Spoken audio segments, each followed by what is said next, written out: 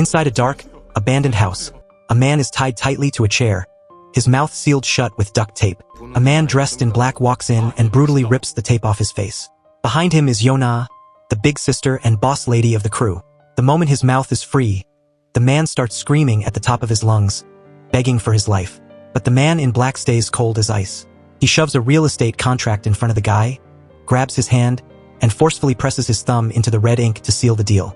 Honestly, if he had just been a good boy and signed it sooner, he wouldn't be facing this bloody nightmare today. Once the fingerprint is on the paper, Yona pulls out a knife and holds it right against his face. Expecting her to slit his throat, the man is terrified, swearing up and down that he won't say a word to anyone. But as it turns out, she only used the knife to cut his ropes. Overjoyed, like he's just cheated death, the man bows frantically in gratitude, even wishing the two of them a safe trip home. On her way out, Yona spots a snail on the ground. In a sudden act of mercy, she picks it up and moves it to the garden, supposedly worried it might get roasted. But just as they step out of the building, boom! A massive explosion rips through the air. The house is instantly swallowed by a sea of fire, turning into a giant oven. And the meal being roasted inside? That's right, it's the man they just let go. At that very moment, in the penthouse of the building across the street, a grand opening party is in full swing. The man in black and Yona call their boss to report that the meal has been served. Fortunately, that collapsing building wasn't the home of our main protagonist, Soo-jong. Today also happens to be the birthday of Kim's son, Soo-jong's wife. But strangely enough, Soo-jong is the one slurping down the traditional seaweed soup instead of her. At the dining table, Kim's son is aggressively typing away on her laptop, while Soo-jong nervously taps his chopsticks against his bowl. Seeing her husband focused only on his food and ignoring her, Kim's son decides to pick a fight. She asks him if their finances are doing okay lately. Soo-jong gulps hard, thinking to himself, "I'm only saying it's fine so you don't worry, but honestly, I can't even swallow this rice anymore." Just then, their daughter Dore walks out of her room, reminding her dad to pick up the cake he ordered and buy gifts for her mom's birthday party tonight. Soo-jong quickly flashes an okay sign and makes a run for it, knowing that if he stays any longer, he's in for another earful from his wife. Once he's out of the house, Soo-jong is pedaling his bike like a pro athlete, but it turns out he's only rushing that fast to hit up a cafe for some free matcha. The shop employee complains that the toilet is clogged again and gives him an ultimatum. Fix the toilet and only then will he get his matcha. Soo-jong scoffs at the deal but grabs a cookie and heads to a fried chicken shop to pick up a delivery order. It looks like he's been hustling pretty hard this morning. But here's the kicker. His next delivery address turns out to be the home of his daughter Dore's friend. When the door opens, the kids are stunned to see their friend's dad standing there as the delivery guy. To save his daughter from the embarrassment, Soo-jong quickly thinks on his feet and lies, claiming the fried chicken is actually a surprise gift he bought just for her. To make the lie look real, Soo-jong even has to sadly pull money out of his own pocket to pay for the order, even though his heart is screaming in pain. After a long day of hustling as a delivery rider, the total amount he earns is just barely enough to buy a pre-owned wallet as a birthday gift for his wife. Meanwhile, back with the gang at the real estate office, Yona is busy using street justice to force an old man named Mr. Kim to sign a debt transfer agreement. First, Mr. Kim resists fiercely, but the moment Yona opens a terrifying box stained with blood, he turns pale with fear. Yona just flashes a bright smile, grabs the old man's hand, and gently presses his thumb onto the paper to seal the deal. That evening, the whole family throws a rooftop barbecue to celebrate Kim's son's birthday, joined by her sister Lee-jae and her husband, Walsong. Everyone is having a great time until Soo-jong walks in, carrying the cake and a gift. But talk about bad luck. The cake suffers a total accident and ends up face-planted right onto Kim's son, leaving Soo-jong awkwardly scratching his head in embarrassment. To save the mood, Lee-jae quickly hands her gift to Kim's Sunday. It's an expensive designer wallet that Kim's son absolutely loves. But Soo-jong's luck goes from bad to worse. The gift he bought for his wife is from the exact same brand, but it's a smaller size and, even more pathetic, it's clearly secondhand. Once again, Kim's son has to step in and make excuses to save her husband from the humiliation. After the party winds down, Dore heads to bed early while the adults keep drinking. The party finally ends when Lee-jae is completely wasted. Kim's son drops a hint to her husband about their appointment with a psychologist tomorrow to reignite the spark in their relationship, and Soo-jong nods to make sure he remembers. On their way back, the couple notices Walsong's car is still parked on the side of the road, with Lee-jae fast asleep inside. Kim's son stays to look after her sister while Soo-jong goes to find Walsong. A moment later, he finds Walsong lurking around and staring intently at their basement. When he hears that the basement is currently empty, Walsong just nods mysteriously and walks away. After seeing the relatives off, the couple bumps into the cafe owner. You'd think he was just being friendly, but nope. He's there to nag Soo-jong about unclogging the drain again. Kim-sun heads to their room first, leaving Soo-jong to play toilet rescue hero with a heavy heart. While he's hard at work, Soo-jong gets a call from his cop friend, Kim Jae-un. After finishing the toilet job in record time, he rushes to meet him. At the restaurant, Kim Jae-un grumbles about a tough case he's investigating, while Soo-jong vents about his family's disastrous financial situation. Just as they're complaining, Kim Jae-un's pretty colleague walks in. Terrified she might have heard them talking trash about the boss, the two of them bolt to a karaoke bar to scream their lungs out and blow off some steam. The next morning, Soo-jong is riding his bike, sighing deeply as he checks his bank balance. After doing some math with his debt ledger, his account is officially in the negatives. He calls his creditor, Mr. Kim, to ask for an extension on the interest, but Mr. Kim breaks the news. His debt has been handed over to a much more dangerous heavy hitter. Right after he hangs up, his new creditor calls to collect, giving him a brutal 7-day deadline to pay up every cent. And the voice on the other end? It's none other than the boss lady herself, Yona.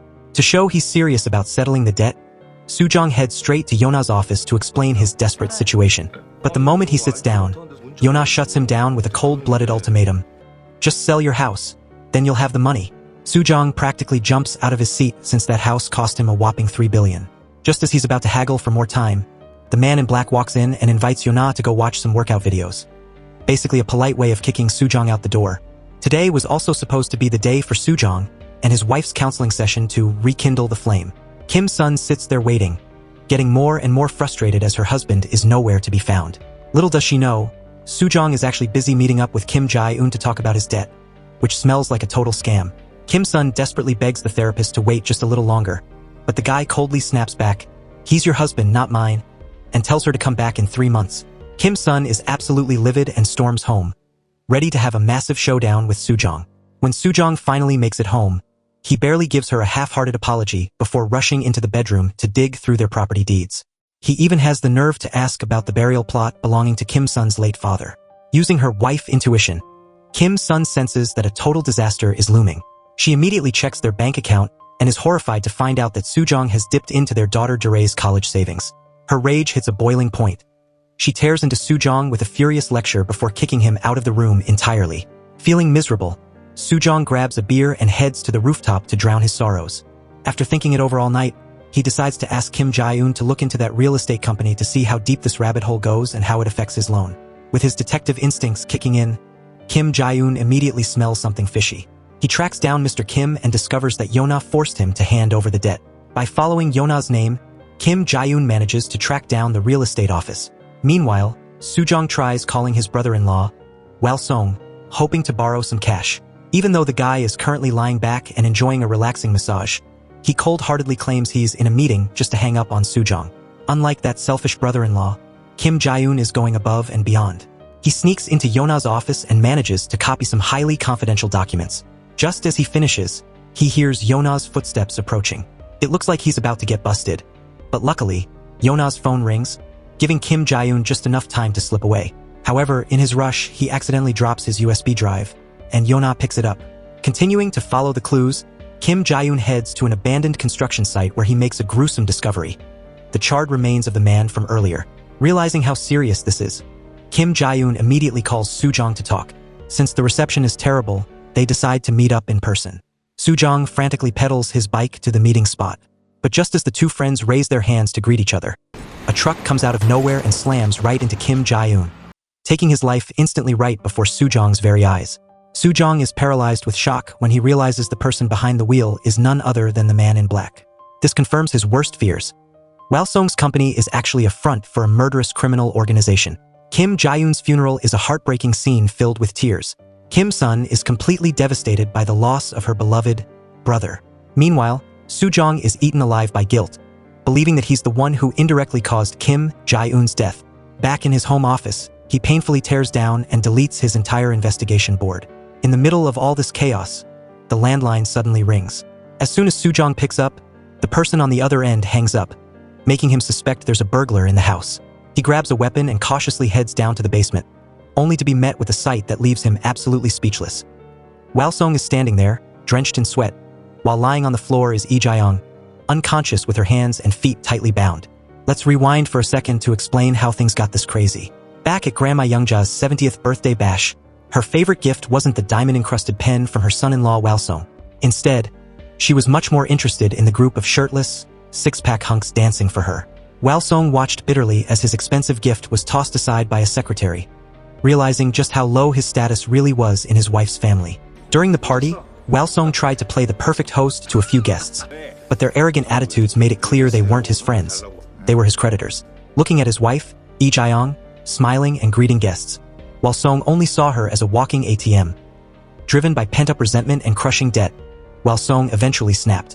One day, right after Lee Jae-young finished work, he hired someone to snatch her, using a sedative to knock her out and kidnap his own wife. Back to the present in the basement, Soo-jong is horrified to realize that the mastermind behind the ransom plot is Walsong. This guy wants to anonymously blackmail his own mother-in-law and promises to split half the ransom money if Soo-jong helps him out. At first, Soo-jong is totally against it. But when he hears Walsong's pathetic logic, that he plans to play the hero who saves the damsel in distress so the mother-in-law will be touched enough to share her fortune, Soo-jong sarcastically scoffs. You think this is some Hollywood movie or something? Walsong then tries to borrow Soo-jong's phone to use as an anonymous burner for the ransom texts. Soo-jong isn't an idiot and refuses, leading to a struggle where Walsong ends up bashing his head against a mirror. Feeling a bit guilty and desperate to pay off his own debts, Soo-jong finally closes his eyes and takes the plunge, agreeing to join the kidnapping scheme as an overseer. He lets Walsong use his storage room to hide the wife for just one night. When it's time for the second dose of sedative, Soo-jong heads down to the basement. Seeing his sister-in-law curled up on the cold floor, he feels a spark of pity and covers her with a blanket. Just as he's about to jab the needle in, the doorknob suddenly starts to turn. Luckily, Soo-jong's reflexes are lightning fast.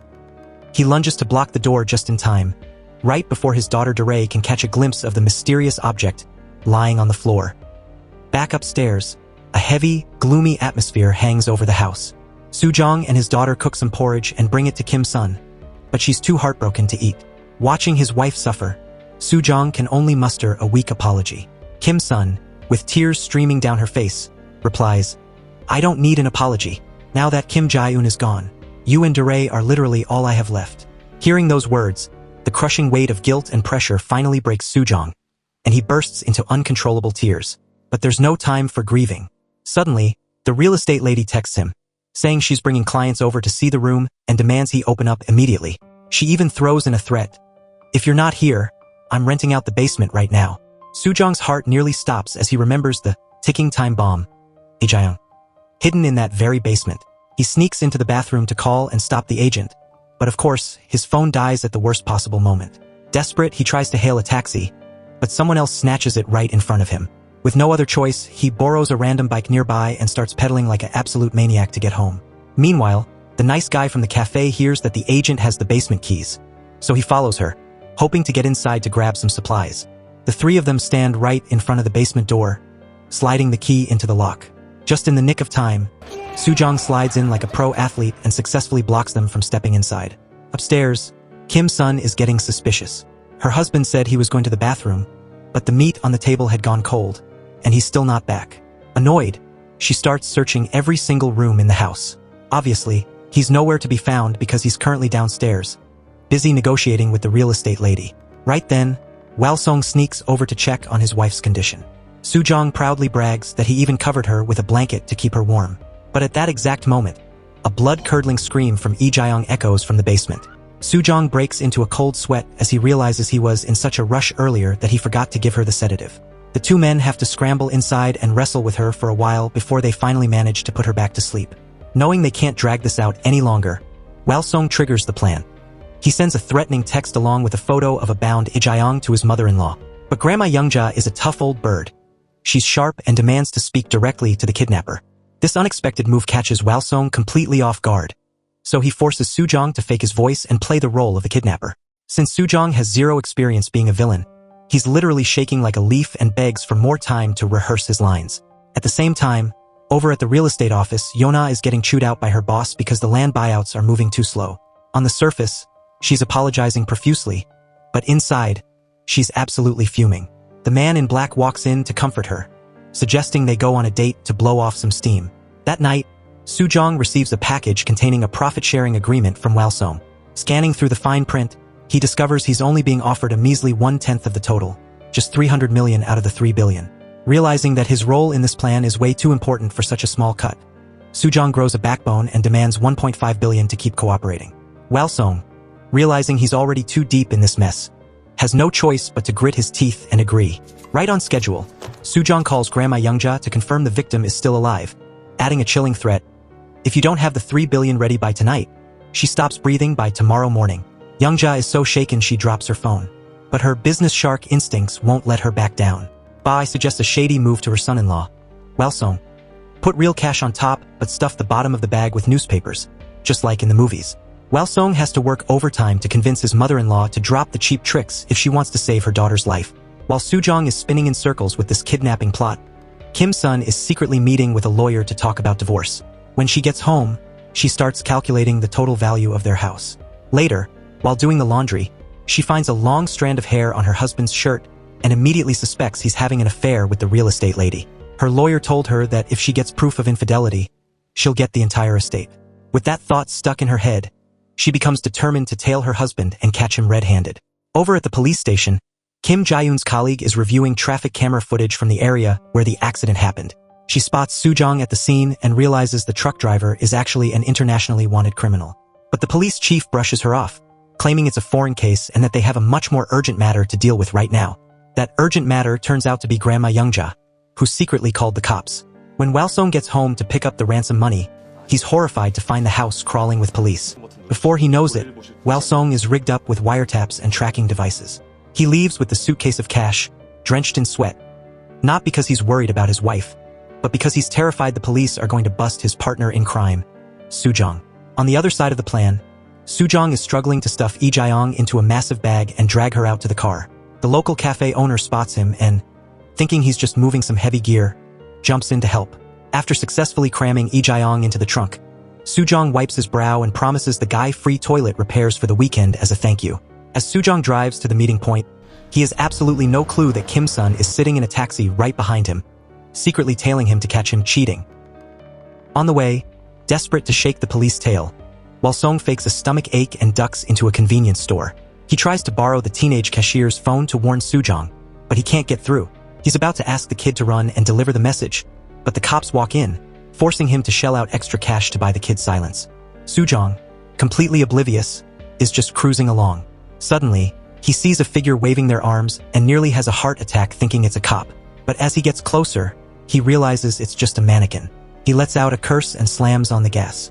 Wal-sung eventually gives up on the warning and heads to the meeting spot. When Soo-jong sees him, he's thrilled and starts to move in. But Wal-sung is busy overacting, screaming like a husband devastated over his missing wife, while frantically signaling that the police are everywhere. The problem is, the two of them are totally not on the same page. The second the suitcase of cash and the bag containing Lee Jae-yong are swapped, the police swarm in from all four directions. To keep up the act, Wal-sung lunges at the kidnapper to hold him down. A panicked Soo-jong shoves Wal-sung away with all his might to make a break for it. Wal-sung has the worst luck. He stumbles back, trips over a fire extinguisher, and falls flat on his back. Even though Soo-jong manages to scramble back into his car, he's already completely boxed in by police cruisers. There is officially no way out. EP3. The scene shifts to a peaceful memory from the past. A beautiful, sun-drenched beach where young men and women are enjoying the summer vibes. Suddenly, Lee Jae-yong, who is floating on a swim ring, is yanked underwater by something. She starts panicking and screaming at the top of her lungs. On the shore, Soo-jong hears the screams and starts to freak out, too. But just as he's debating whether or not to dive in and save her, he realizes it was all just a prank. Wal-sung was the one pulling her legs. As they're relaxing afterward, Wal-sung hits Soo-jong with a suspicious question. Would you save Lee Jae-yong if she were actually drowning? It's unclear if he's just messing around or dead serious when he implies he might let her drown for the insurance money. Soo-jong is completely stunned, unable to believe his brother-in-law could be cold enough to trade a life for a payout. Seeing Soo-jong's naive reaction, Wal-sung bursts out laughing. It turns out he was just playing another one of his twisted mind games. But man, how times have changed. The once simple Soo-jong has now transformed into a reckless risk-taker. Fast forward to the present. Soo-jong has exactly what he wanted and is currently hauling tail to escape the police. He slams his foot on the gas and speeds off with the cops hot on his trail. Even with the pedal to the metal, it's hard for Soo-jong to shake the long line of police cruisers behind him. It's an intense high-speed chase that's turning the city streets into total chaos. In a desperate move, a female officer named Ju Ran floored it to cut him off. but a truck coming from the opposite direction slams into her car, completely backfiring her plan. Soo-jong seizes the opportunity and disappears into the distance, leaving the cops standing there empty-handed. Meanwhile, Wal-sung had a stroke of luck. His fall was cushioned by a pile of trash, leaving him unconscious but alive. Kim-sun, who was nearby, finds him and checks his pulse. Once she confirms he's still breathing, she slips away before more police can arrive. Back to Soo-jong. Now that he's successfully lost the cops, he pulls over, planning to deal with Lee Jae-young. But out of nowhere, a helpful bystander stops his car, thinking Soo-jong is having car trouble. Even though Soo-jong flat out refuses the help, this guy is determined to be a good Samaritan. Realizing his plan is about to blow up in his face, Soo-jong decides to bail. He leaves the hostage, Lee Jae-young, behind and grabs the suitcase of cash, disappearing before the guy can return. But before he leaves, Soo-jong intentionally leaves the trunk open so the guy will find the girl stuffed in the bag. Just as he predicted, the guy immediately calls the police. Soo-jong successfully distracts the cops and casually strolls back home with the suitcase. Once he's safe inside his familiar walls, he hops on his computer to wipe any digital footprint of his activities. He finally pops open the suitcase, and it's stuffed with cash. But now he's facing a new kind of dilemma. Having this much money is actually a problem when you have no idea how to spend it without looking suspicious. At the same time, Kim-sun wakes up to find her daughter, Dae, still up studying. Dae asks where her dad is since he hasn't been home all night, and Kim-sun has to make up a lame excuse to cover for him. Truth is, even she doesn't know where her husband has been or what shady business he's been up to lately. The tension between mother and daughter boils over into an argument, and Dae storms out in a huff. In the middle of all this family drama, Kim-sun gets a surprise phone call. It's the officer, Ju-ran, calling from Lee Jae-young's phone. Lee Jae-young tells her that Kim-sun is the only person she can turn to. We don't know the full story yet, but it sounds like a massive storm is heading straight for the couple. Soo-jong is busy preparing the cash to settle his debt when, out of nowhere, Wal-sung knocks on the door. Somehow, the guy has all the facts and immediately exposes Soo-jong's crimes. At first, Soo-jong tries to play it cool and pretend he has no idea what's going on. But then, the police storm in, tackle him to the ground, and his wife walks in right behind them. Soo-jong completely loses it, screaming at the top of his lungs for the officers to let him go. Suddenly, Soo-jong jolts awake. It was all just a nightmare.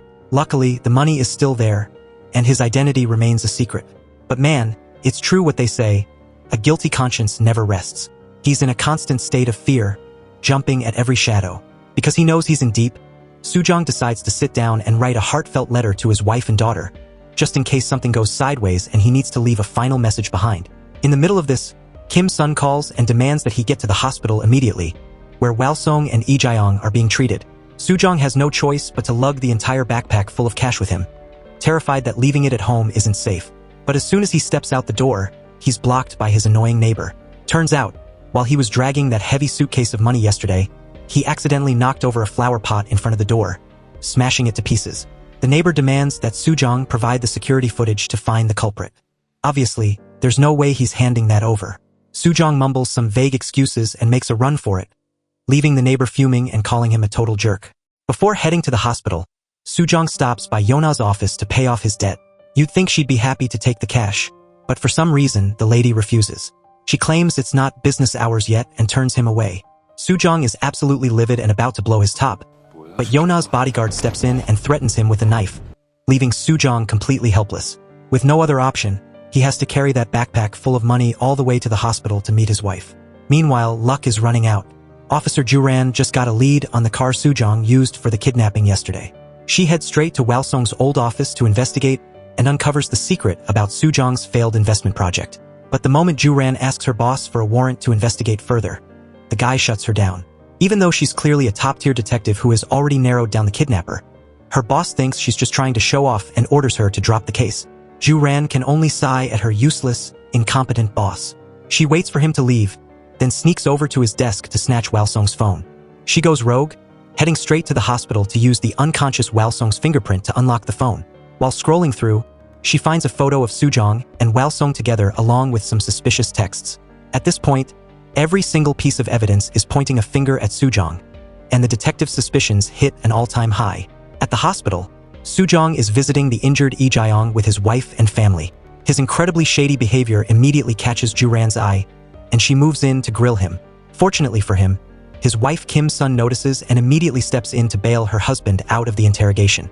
Thanks to her, Soo-jong manages to escape Juran's grasp and rushes to the bank to pay off his debt.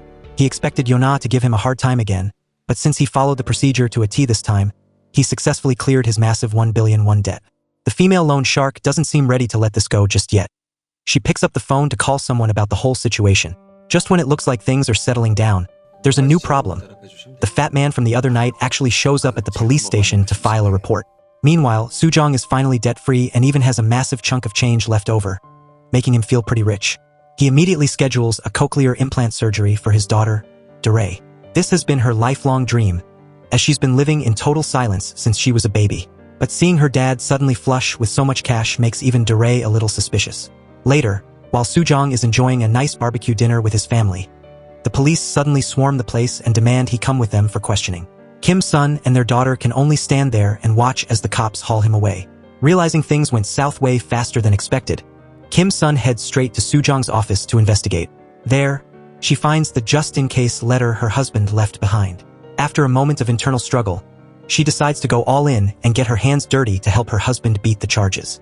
Meanwhile, Soo-jong is in the interrogation room with Officer Juran. He's clearly mentally prepared for this, staying cool as a cucumber and giving smooth, perfectly flowing answers to every question the cops throw at him. Since she can't find any holes in his story, Juran has no choice but to bring in the witness from the other night.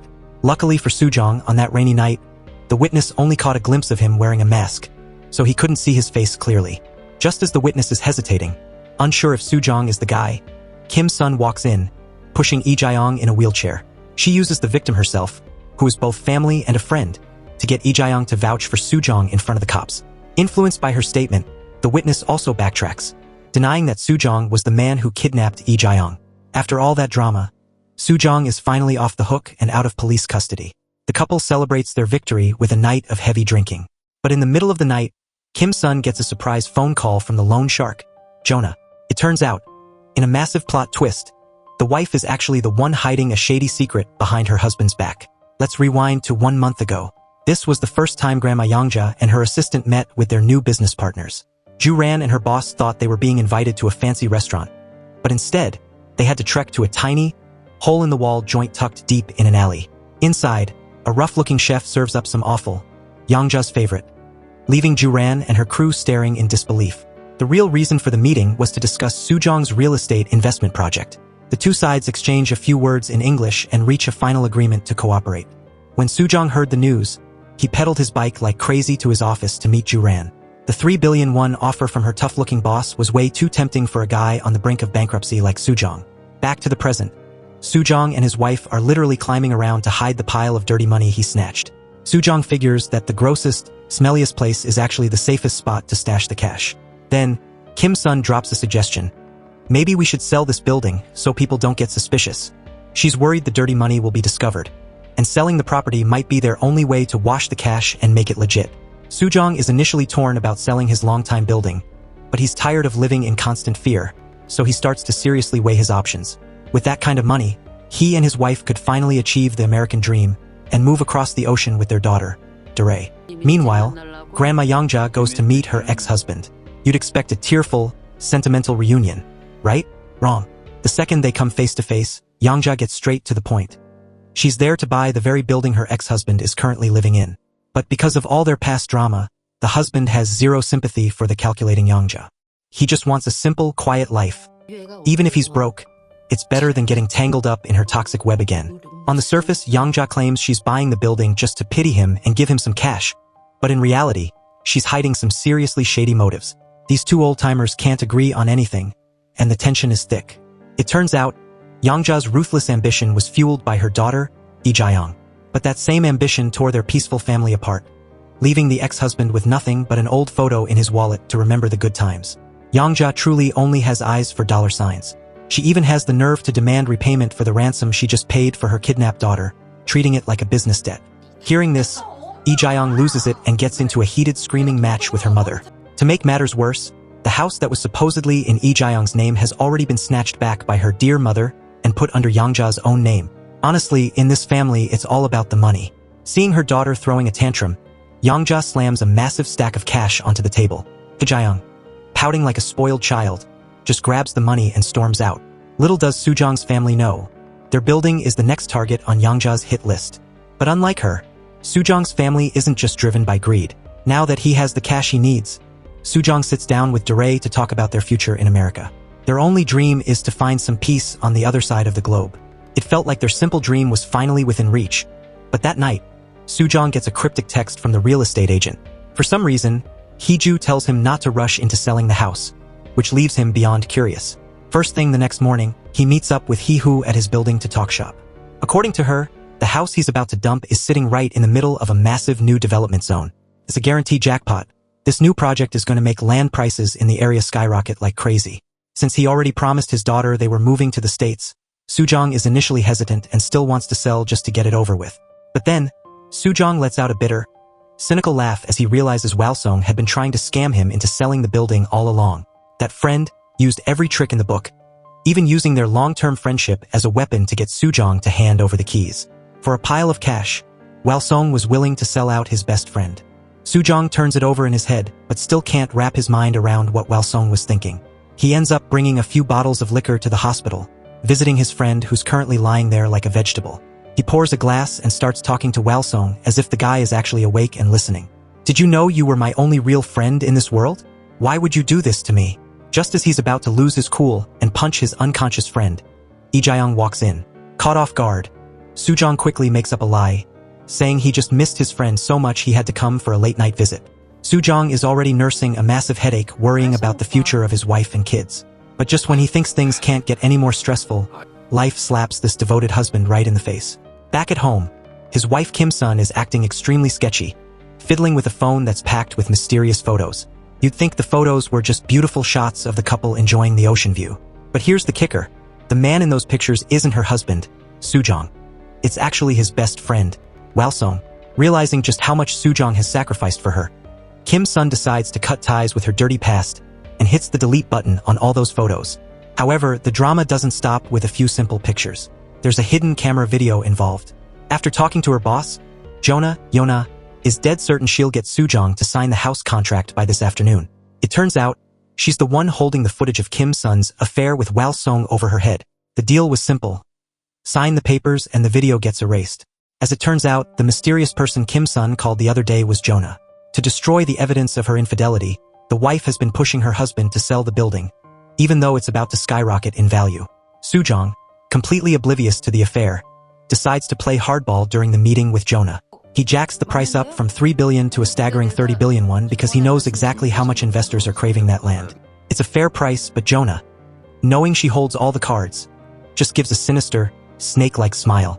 She starts taking jabs at Sujong's wife, leaving him totally confused. And then, without warning, Jonah hits send and blasts the affair video straight to Sujong's phone. Sujong doesn't watch it immediately. Instead, he calls his wife to discuss the contract. When Kim-sun hears that he hasn't sold the house yet, she panics, terrified the secret is out. The moment he mentions receiving a video from Jonah, she screams at the top of her lungs, begging him not to watch it. She slams the phone down and sprints to a taxi, racing to reach her husband before his world falls apart. Jonah's boss is absolutely livid and starts screaming at her for the mess. But his attitude doesn't sit well with Jonah. She snaps, pulls out a knife, and stabs him several times. The boss looks tough, but because it was a surprise attack, he can't even fight back. He just lies there, gasping for his last breath.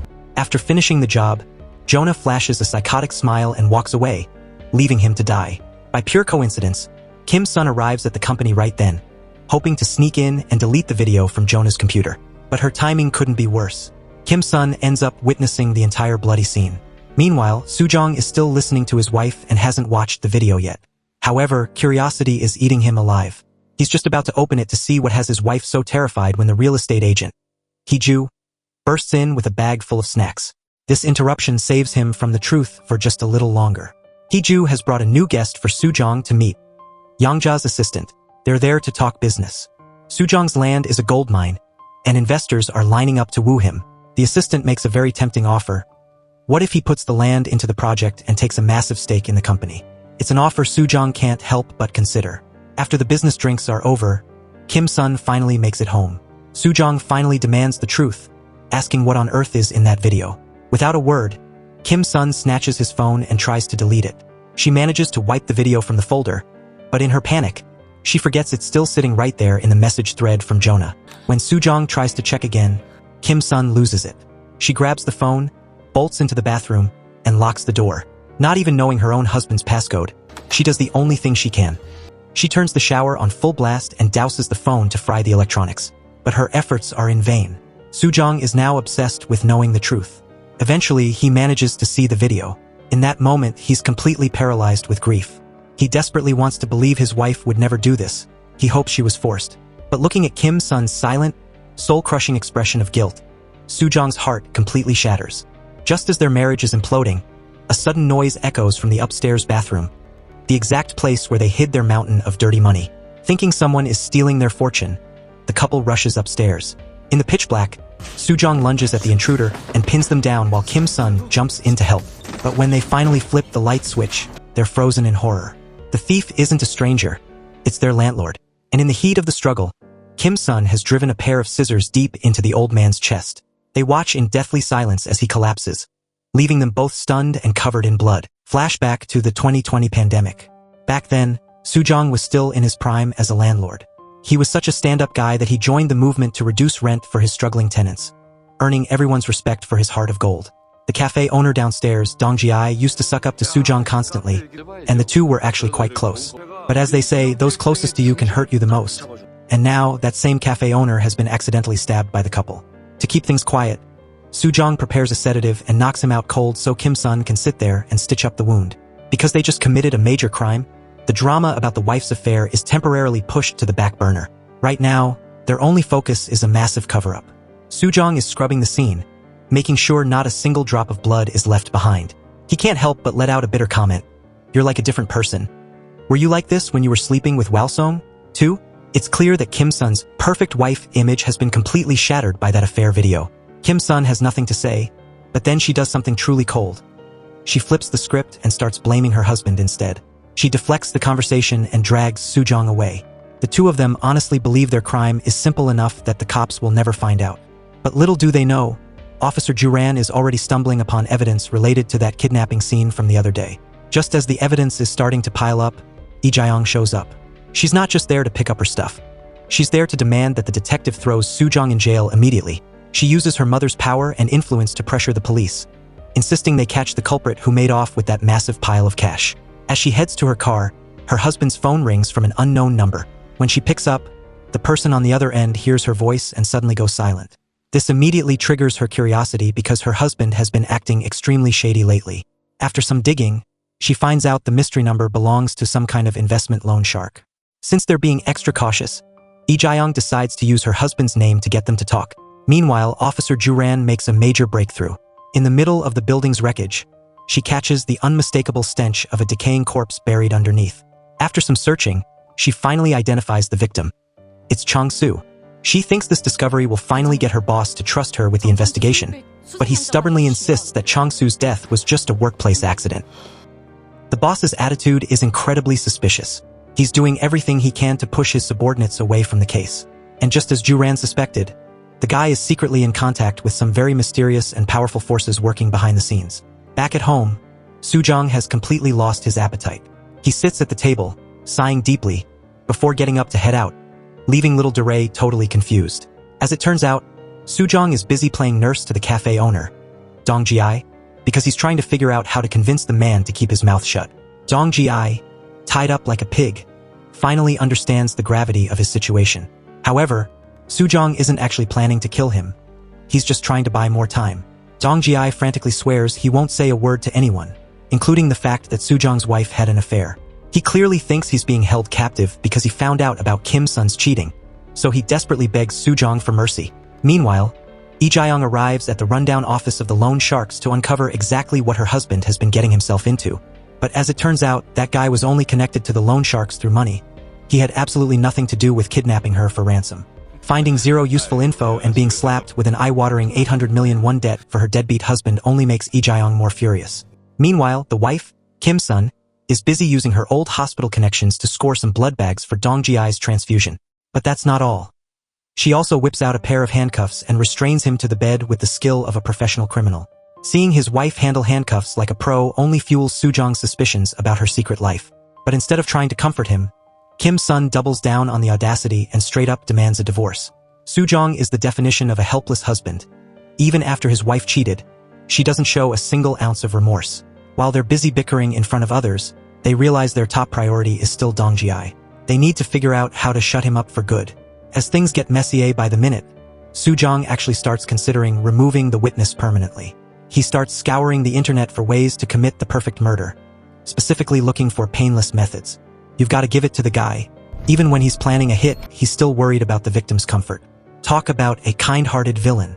Back to Juran's boss. Remember that mysterious call he made? It was to Yona's gang. These people are cold-blooded. They'll take out an innocent soul without blinking just to keep their secrets buried. Their latest victim? None other than the subordinate who followed the boss during the deal with Chairwoman Yangja. They literally stuffed him into a car and crushed it into a pancake just because he dared to stab them in the back. Back at Soo-jong's house of horrors, Dong Ji-ai finally agrees to sit down and talk. It turns out he knows everything, including the fact that Soo-jong made off with a mountain of cash from the kidnapping. He offers a deal, 1 billion won for his silence and his freedom. Soo-jong is caught in a massive dilemma. Even if he coughs up the cash, there's zero guarantee a guy like Dong Ji-ai will keep his word. While they're trapped in this high-stakes situation, Yangja and her daughter call for a meeting with Soo-jong and his wife. Her goal hasn't changed. She's still sharking for Soo-jong's appreciating building. But with so many people eyeing the property, Soo-jong is playing hard to get, even with her offer of 30% above market value. Seeing Soo-jong hesitate, Yangja drops the act and turns up the heat. "I'll keep protecting you, so just hand over the building," she threatens. Lee Jae-yong is absolutely disgusted that her own mother would stoop this low just for money.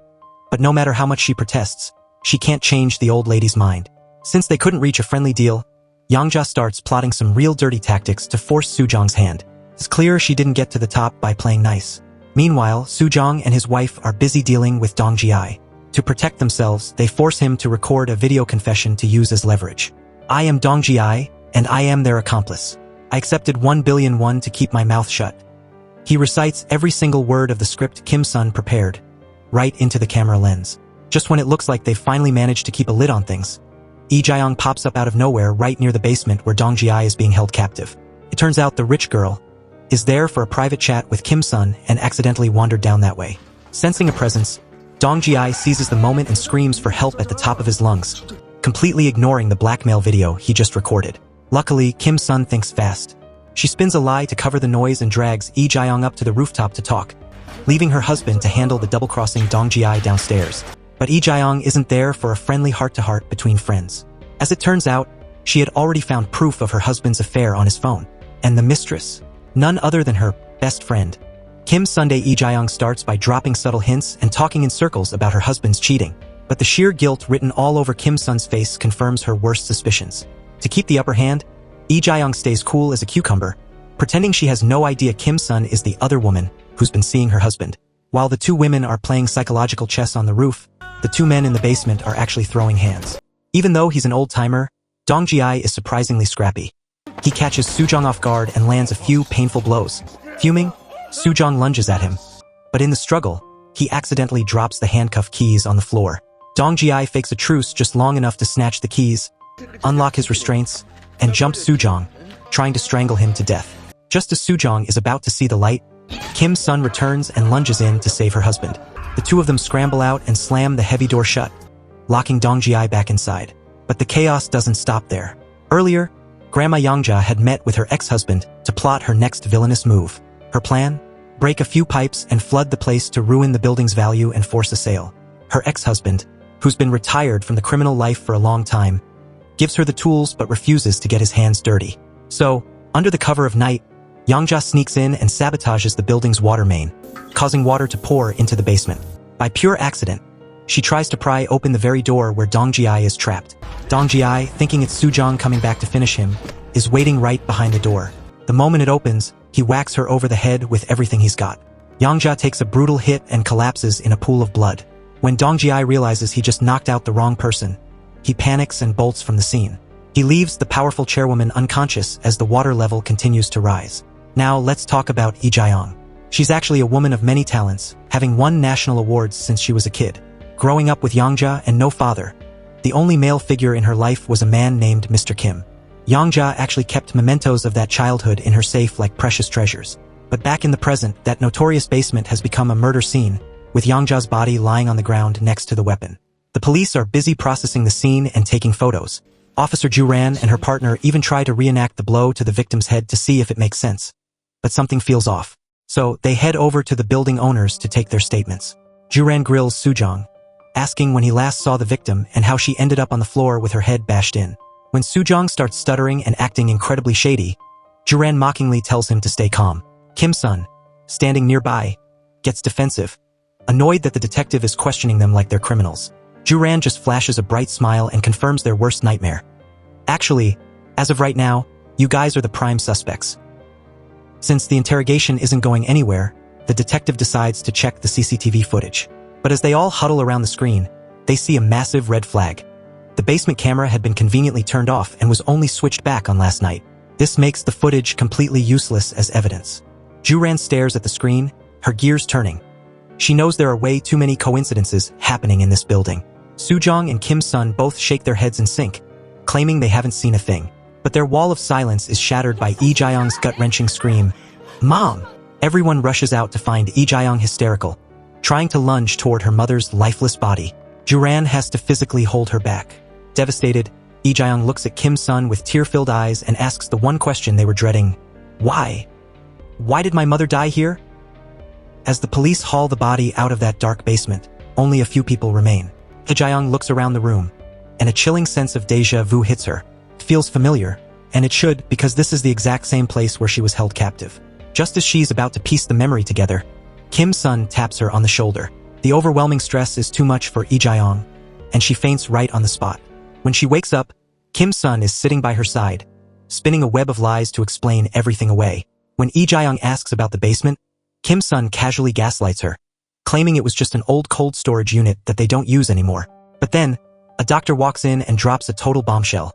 Lee Jae-young is pregnant. She's stunned, her world turning upside down yet again. She goes straight from her hospital bed to her mother's funeral hall. She sits there like a ghost, staring at her mother's portrait. Kim-sun brings her a plate of sour plums, a classic snack for pregnancy cravings. Then, Mr. Kim arrives to pay his respects, and the two share a tearful embrace. The funeral for Yangja is crawling with people, but many of them are strangers to Lee Jae-young.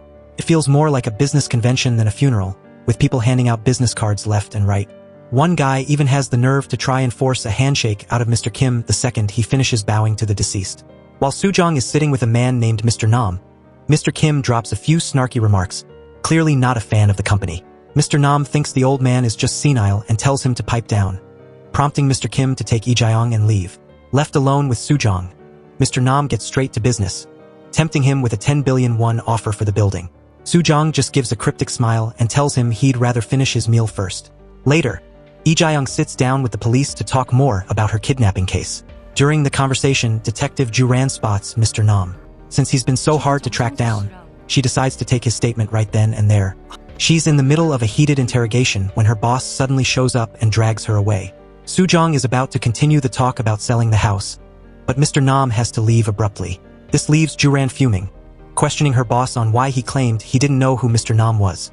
Meanwhile, Sujong and Kim-sun are privately discussing how to move their dirty cash into suitcases in the bathroom to make it look legal before the cops catch on. They're also strategizing on how to keep Lee Jae-young from getting suspicious, since she's already starting to recognize that basement. Right in the middle of their plotting, Sujong's phone rings. It's a restricted number. It's Dong Ji-ai, the cafe owner, and he's demanding a face-to-face meeting. The three of them meet up in a cramped, shady hotel room. The second they walk in, Kim-sun complains about the foul smell and tries to open the door, but Dong Ji-ai snaps at them to keep it shut. He's terrified of being spotted. He cuts straight to the chase. He wants 2 billion won. He claims he needs hazard pay for his injured hand and for keeping his mouth shut about what they did. Kim-sun is absolutely not having it, so Sujong tries to negotiate, but Dong Ji-ai won't budge an inch. The couple leaves, frustrated and empty-handed. On the drive home, Sujong brings up Mr. Nam's offer to go into business together, but Kim-sun shuts him down instantly. To her, it's way too risky. Realizing he can't win this argument, Sujong just goes silent. Outside the building, Juran and her partner are staking out the place in their car, discussing the web of crimes that just unfolded. Juran's mind keeps racing back to Mr. Nam, and she's right to be suspicious. Cut to Mr. Nam's office, where he is absolutely livid. The moment Yona and the man in black walk in, Mr. Nam loses it and hurls a bottle right at Yona's face, missing her by an inch. Mr. Nam loses his cool and starts berating Yona, calling her useless because she couldn't even handle a simple task. He tosses a bit of cash her way as a pity payout for the scratch on her face. Yona is absolutely fuming, but she bites her tongue. When the man in black asks if they should retaliate, Yona just pats his shoulder and tells him to suck it up and take the money for now. Meanwhile, after getting another earful from his wife about his stupid ideas, Soo-jong heads to the hospital to vent to the unconscious Wal-sung. In a bizarre moment, Wal-sung seemingly sits up and starts trash-talking Soo-jong, telling him he's lost all his confidence because he's poor, before lying back down. Soo-jong is blinded by rage because it was Wal-sung who dragged him into this mess in the first place. In a moment of pure desperation, Soo-jong grabs a pillow and tries to smother Wal-sung right there in the hospital bed. But looking at his friend's helpless body, he lets go, sighs, and heads out.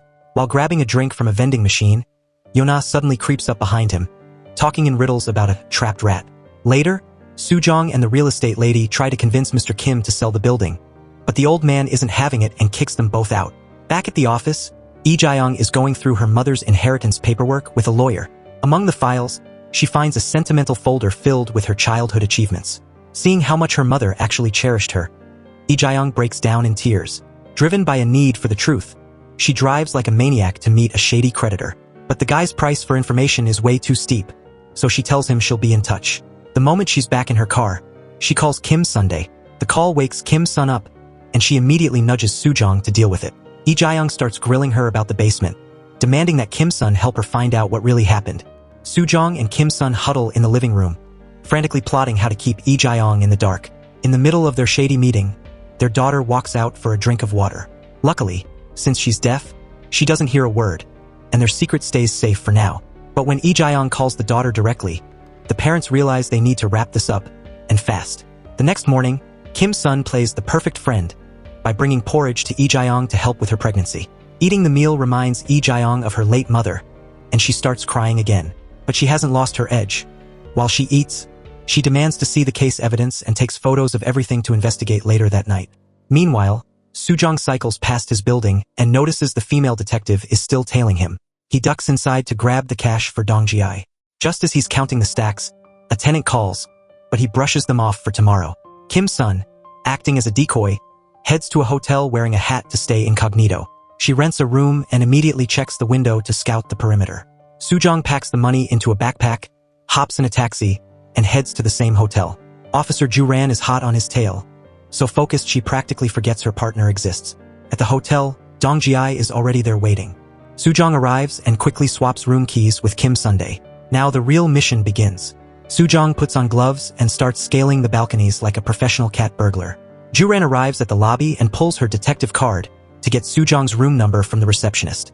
But little does she know, the receptionist is actually Soo-jong's inside man. She gives the detective the wrong room number on purpose. While Soo-jong is busy planting evidence in the room Dong Ji-ai actually rented, Ju-ran is walking straight into a trap. By the time she bursts into the room, Soo-jong has already executed his Spider-Man escape to the next balcony, exactly as planned. Inside the room, the detective finds it empty. Soo-jong is nowhere to be found. He's already managed to swap his clothes and slip away like a ghost. Ju-ran looks around and spots some highly suspicious items, immediately following the trail to hunt him down. Meanwhile, Soo-jong hops into a taxi and tells the driver to floor it and get out of there fast. At the same time, Kim Sun is playing puppet master. She uses a public payphone to tip off the creditors about exactly where the cafe owner is hiding. Dong Ji-ai, completely oblivious that he's walking into a death trap, waits at a parking lot for Soo-jong to deliver the cash. When Soo-jong arrives, Dong Ji-ai demands he open the backpack to verify the goods. Soo-jong hesitates, so the impatient cafe owner snatches the bag and rips it open himself. At first, seeing the stacks of cash makes him cry with joy, but his smile vanishes the second he realizes the money is fake. Enraged, he lunges at Soo-jong. Soo-jong doesn't stick around. He grabs the real cash and bolts. As Dong Ji-ai tries to give chase, his creditors suddenly swarm him and start laying into him with their fists. It turns into a total circus. The debtor is running, the creditors are chasing him, and the police are chasing all of them.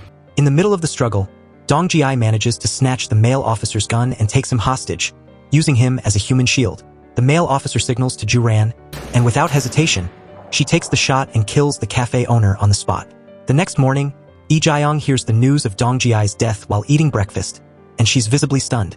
On the other side of town, Soo-jong brings the promised 2 billion won to Mr. Kim. Before signing the contract to sell the building to Soo-jong, Mr. Kim gives him a solemn lecture about knowing when to let things go. Mr. Kim asks Soo-jong for one favor, to look after Lee Jae-young once he's gone. The moment Soo-jong and the real estate lady step out of the room, they practically jump for joy, knowing they're about to rake in a fortune. Later, Lee Jae-young goes shopping with Kim's son and her daughter, even buying the young girl an expensive gift. While they're chatting, Lee Jae-young is suddenly hit with a wave of morning sickness. Kim's son acts like the concerned friend and gives Lee Jae-young the contact info for a private nurse to help with her pregnancy. But the second Lee Jae-young looks at the info, her heart sinks. It's the exact same name and number she saw on her husband's phone. She shoots a look of pure, cold suspicion at Kim's son, who is still smiling and acting totally innocent with her daughter. Later, Soo-jong is busy clearing out the coffee shop since the owner is dead, and he needs to put it back on the rental market. As he walks down to his office, he suddenly freezes. He sees a vision of Walsung, looking healthy and exercising on a bike right below him. It's a chilling reminder that the past isn't finished with him yet. Let's flash back 10 years to Lee Jae-young and Walsung's wedding celebration. Soo-jong's family is sitting together enjoying the meal when a man named Mansik approaches them. After some small talk between old friends who haven't seen each other in years, Mansik offers Daray a soda, only to be shocked to realize that she is deaf. He tries to offer some words of comfort and encouragement to the little girl, but Kim's son clearly isn't feeling his vibe and is quite unwelcoming. Mansik eventually gets the hint and leaves. Kim's son then turns to her husband and asks if they can just eat and skip the actual wedding ceremony to save on the wedding gift money. Soo-jong shakes his head. There's no way out of it because he's already agreed to be the MC for Walsung's wedding. Before Kim's son can argue any further, the stars of the show, Walsung and Lee Jae-young, walk in. She has to swallow her complaints and join the crowd in cheering for them. Walsung, looking sharp, stands up to give a speech. He tells everyone that to get a wife as rich and beautiful as Lee Jae-young, he has to thank his dear friend Soo-jong and his wife, Kim Sundae. To show his deep gratitude, Walsung even holds Daray's hand and starts singing a song. Everyone is hooting and hollering along with the performance, except for Kim's son, whose smile looks incredibly forced and fake. Fast forward to the present. Soo-jong takes Kim's son to a stunning luxury apartment with a breathtaking view of the Han River. Soo-jong asks if she likes it, and Kim's son answers with a warm, swaying hug. Just as they're about to have a moment, the real estate agent kills the mood by walking in. After complimenting the couple, she pressures them to close the deal, asking what they're waiting for. Later, when they get back to their current place and find out Daray is out for the night, Soo-jong gets flirty. He grabs Kim's son and suggests they take a shower together. But the universe has other plans. Daray walks through the door right then. Realizing the mood is dead, Soo-jong puts his plans on hold and heads over to his office just to look around. But when he walks in, he gets the shock of his life. Walsung, the guy who's supposed to be rotting in a hospital bed, is right there, casually riding Soo-jong's stationary bike. Soo-jong is stunned and asks how on earth he got here. Walsung just shrugs and says the moment he opened his eyes, he just had to see Soo-jong, so he ran straight over. Soo-jong catches him up on everything that happened while he was in a coma. Walsung acts impressed, praising Soo-jong for being a pro and even managing to buy the building next door. But then Walsung drops the act. Since he's awake now, he wants to know, where is his cut of the money? Soo-jong retorts that his share vanished the moment Walsung called the cops and ratted out his partner. Walsung isn't having it, claiming it was actually his mother-in-law who called the police, not him. He then threatens to go to the cops and pin everything on Soo-jong, including the deaths of Grandma Yangja and the cafe owner. Soo-jong stays remarkably calm because he's got a consultant in his corner now. But when Walsung hears the name, he goes ballistic.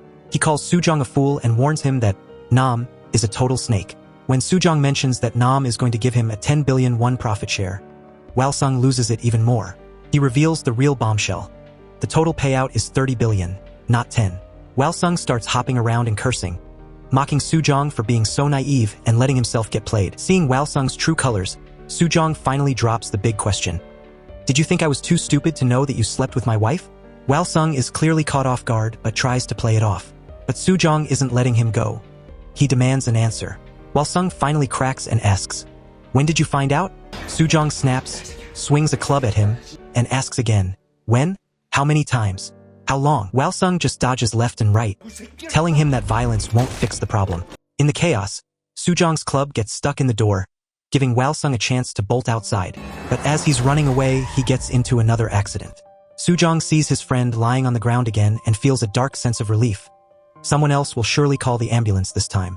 Soo-jong heads home, feeling a bit more at ease. But just to be sure, he stays up all night, obsessively monitoring the situation and waiting for morning so he can go to the hospital and see if Walsung is still a threat.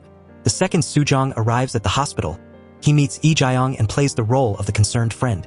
He tells her he has a bad gut feeling about Walsung and suggests a full medical checkup. Lee Jae-young agrees, but while they're waiting for the results, the doctor spills the tea. He tells Lee Jae-young that her husband actually snuck out of the hospital last night and got into another accident. Lee Jae-young gasps in horror, but the doctor quickly reassures her that he's physically fine. However, there's a catch.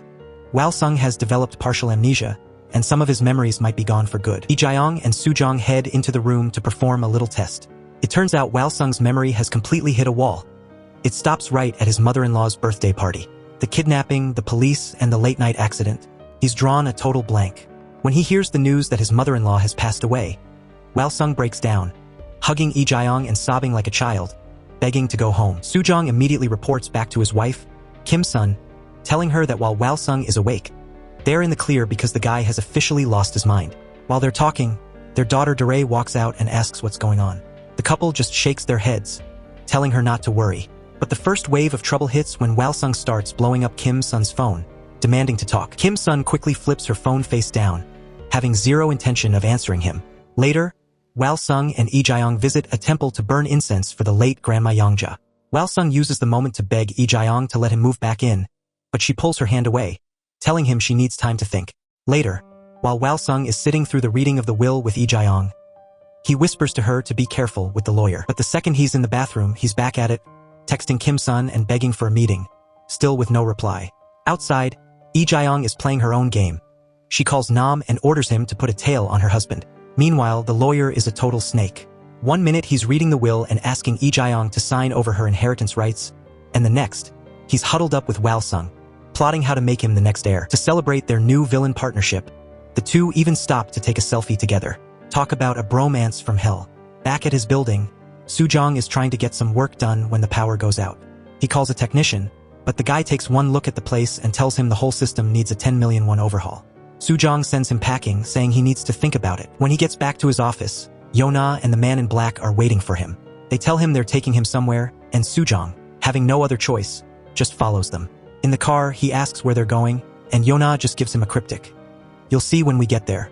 It turns out they're meeting Sang-ho to talk about the building sale. Remembering Walsung's warning from before, Sujong grows a backbone and demands way more than the initial 10 billion offer. Sang-ho says he'll think it over and hands Sujong an invitation to an exclusive couples party. Sujong takes the ticket and leaves, but the moment he's gone, Sang-ho turns to Yona with a chilling order. Make sure Sujong never makes it to that party. Sujong has no clue he's being targeted. He heads home all excited, helping his wife pick out the perfect outfit for the event.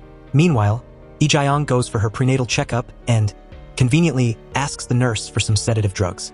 We don't know what she's planning, but it can't be good. Over at the station, Detective Juran is getting a massive headache looking over the cafe owner's file. His record is suspiciously clean, which only makes her more certain that he was a dirty player.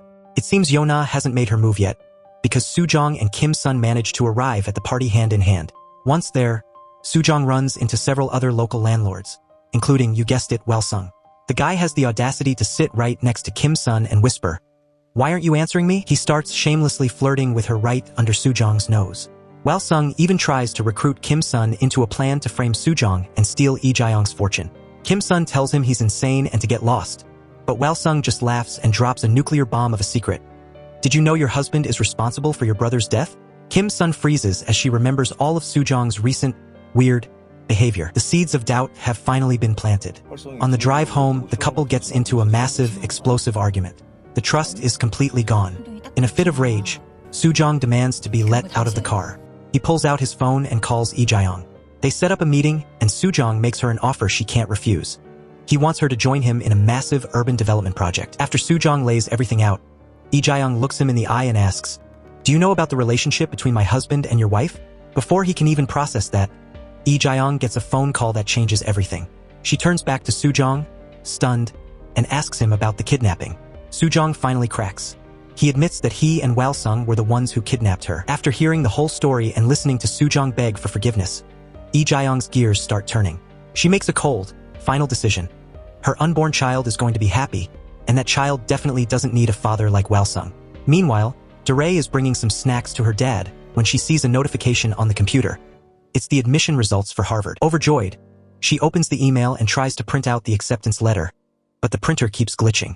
While she's poking around the computer trying to fix it, she accidentally stumbles upon a video file of her dad and Uncle Wal-sung fighting. Since she's an expert at lip reading, she manages to understand bits and pieces of their conversation, and the truth hits her like a freight train. She records the footage on her phone to verify it later and wanders out into the street, completely numb from the shock. Soo-jong is sitting outside a convenience store about to crack open a beer when the real estate agent, Hee-ju, reminds him that he has an important meeting tomorrow. He sighs and puts the beer away. When Wal-sung finally gets home, Lee-jae-young is waiting for him, and she's not in a good trang. She grills him on where he's been, and Wal-sung lies through his teeth, claiming he was at a party looking for investment opportunities. She shows him the photo of him with Kim-sun, but he just brushes it off as a misunderstanding. But the second she mentions the kidnapping, Wal-sung doesn't even get a chance to lie before Lee-jae-young decks him right in the face. She spits out a final insult, telling him he should have stayed a vegetable for the rest of his life, and storms out in a rage. Back at home, Dae is locked in her room, frantically translating the conversation between her dad and Wal-sung. Kim-sun is outside the door, worried sick about her daughter. To make matters worse, the next morning, Kim-sun finds out from Wal-sung that Soo-jong is actually planning to divorce her. As for Soo-jong, he never made it home that night. He spent the entire night drinking with the real estate agent, Hee-ju. But when morning comes, things take a horrific turn. Hee-ju isn't waking up. She's slumped on the couch with her head covered in blood. Once again, Soo-jong is staring down the barrel of a murder charge. But to understand how we got here, we have to go back 9 years to a beautiful day when two young, innocent best friends still believed in famous shamans. Lee-jae-young was practically begging Kim-sun to go inside with her, telling her not to worry about the money. Kim-sun reluctantly agreed. But the moment they stepped inside, the shaman started barking insults at the wealthy Lee-jae-young, treating her like she had committed some horrible sin. Lee-jae-young had no idea back then that her new husband was a total deadbeat who was already sleeping with her best friend. The shaman even channeled Lee-jae-young's frustrated board of directors, warning her that she was throwing her life away on a toxic relationship. But Lee-jae-young wasn't listening. When Kim-sun tried to pull her friend away before things got ugly, the shaman pointed her fan straight at Kim-sun and dropped a chilling prophecy. Your husband will end up in handcuffs, and your daughter's luck is about to run out. The shaman then tossed a jade bracelet at Kim-sun, telling her she had to wear it at all times if she wanted to keep her husband out of prison. She claimed she was doing Kim-sun a favor by predicting her future disasters, but the favor came with a 1 million won price tag, leaving Kim-sun completely speechless. Back in the present, Soo-jong is moping at the convenience store, sipping on cheap beer. Hee-ju feels bad for the guy and invites him over to her place, opening up a bottle of her finest wine. After a few glasses, the two of them start chatting and venting about everything going wrong in their lives. Looking at him, Hee-ju can tell Soo-jong's marriage is hitting rock bottom, so she decides to play love guru and give him some advice. She tells him that since his wife is the one who cheated, he's got a massive advantage in a divorce case. He'd win the lawsuit, keep all the assets, and get full custody of their daughter. Hee-ju keeps whispering these toxic ideas into his ear. But even though Soo-jong is completely wasted, his heart is still in the right place. All he can think about is his wife and kid, still dreaming of a world where his family is actually happy. After mumbling a few words, Soo-jong's head drops onto Hee-ju's shoulder, and he falls fast asleep in her surprisingly warm embrace. But wait, it turns out she wasn't drunk at all. She was just playing a part. Looking at her expression, you'd think she was trying to steal Soo-jong away from his cheating wife. But her real goal is much darker. She's actually in cahoots with Wal-sung. She takes advantage of the fact that Soo-jong is passed out to snap several suggestive, misleading photos and records a clip of their earlier conversation to send straight to Wal-sung. We don't know exactly what happened in between, but when Soo-jong finally wakes up, he tries calling Hee-ju's name, but she doesn't move an inch. When he gives her a little nudge, he nearly jumps out of his skin. Her body is ice cold, covered in blood, and she's dead. To make matters worse, the murder weapon is lying right there next to her. Meanwhile, the moment Wal-sung receives those photos, he has the absolute audacity to go straight to Kim Sundae. He shows her the photos and the intimate recording of her husband, trying to drive a wedge between them. He even admits that he's had his eye on Kim-sun since the very first day they met. Wal-sung tries to convince her to divorce Soo-jong, so the two of them can finally be together and get married for real. But it looks like Kim-sun has finally learned from her past mistakes, and she shuts him down hard. Wal-sung keeps trying to get handsy with her, hoping for a moment, but she shoves him away.